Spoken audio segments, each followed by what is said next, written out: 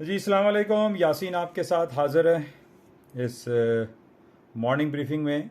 Daily basis पे तकरीबन आपसे मुलाकात होती है और जो भी चीदा इंपॉर्टेंट ख़बरें होती हैं वो आपके साथ शेयर की जाती हैं।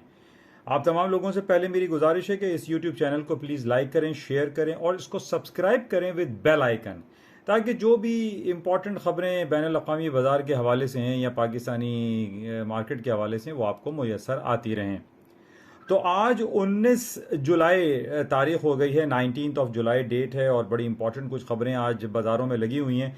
वो हम तफसीलात से उसके बारे में बातें करेंगे।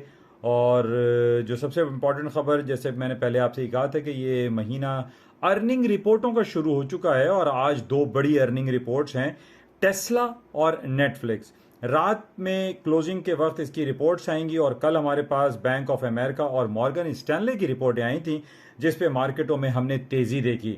इसके अलावा सोने चांदी करेंसी मार्केट में जो तब्दीली कल रात में आई है उसका हम तफसीली जायजा लेते हैं yasinseanalysis.com पर।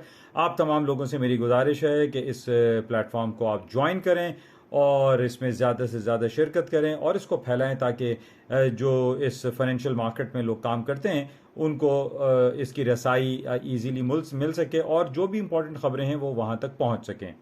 तो थोड़ी देर में आपसे मुलाकात करते हैं yasinseanalysis.com पर। थैंक यू, खुदा हाफिज।